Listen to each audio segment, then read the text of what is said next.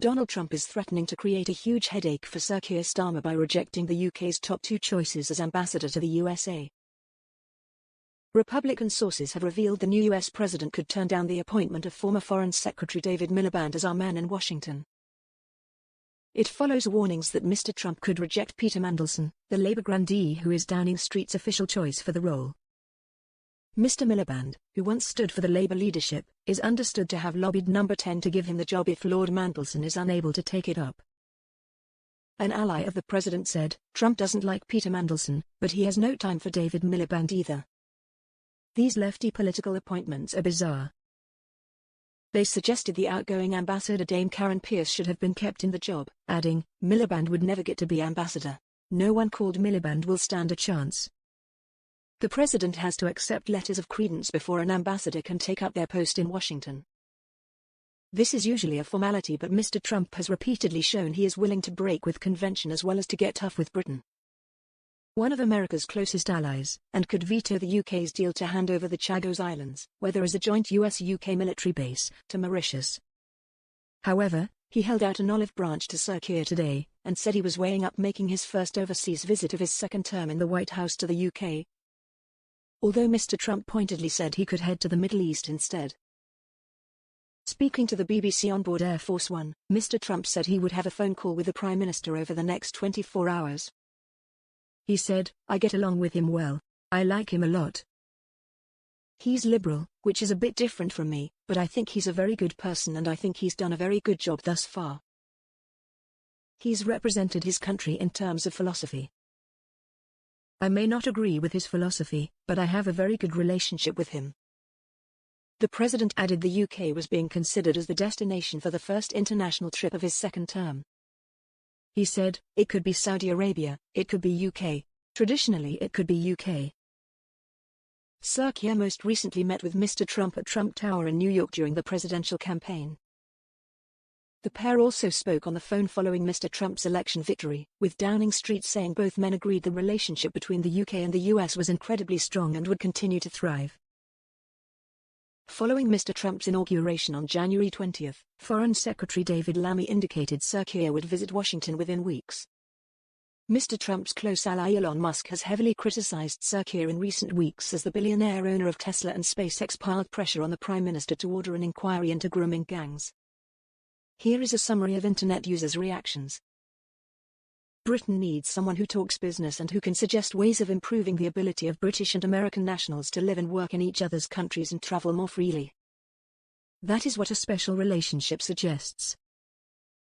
Being in a level of high trust and partnership gives special rights to explore further. Making life easier for the English first language speaking Anglo-share nations would make life easier for everyone.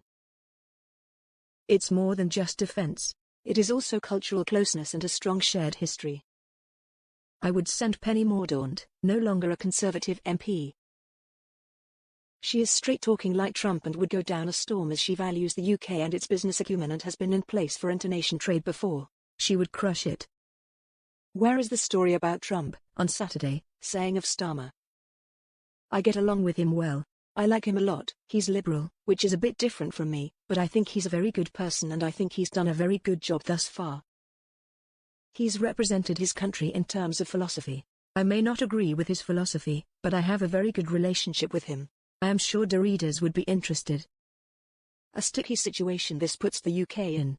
It would be great for the UK to be the first place Trump visits, but bad for our government's voter base. I believe Sir Starmer has set a precedent in making tough, unpopular decisions for the benefit of the whole UK.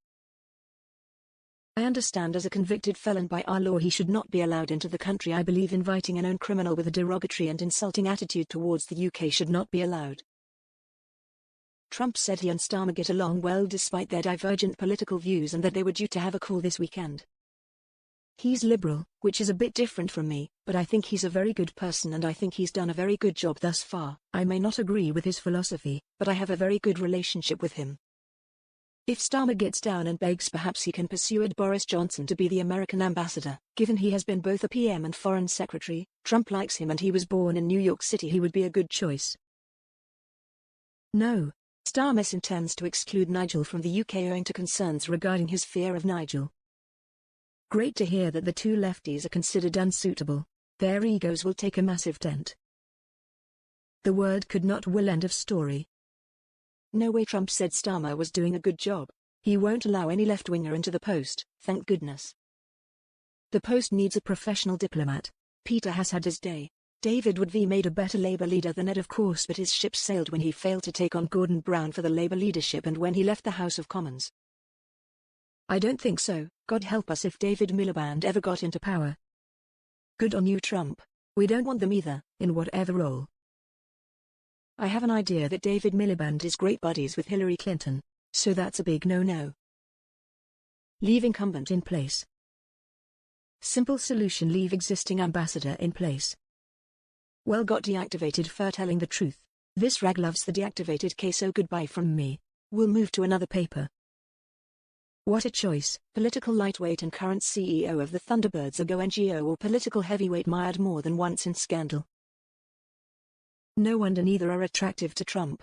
He must think it's a deliberate insult. Come to think of it, neither are attractive to most people in the UK either, as this country's ambassador to the US.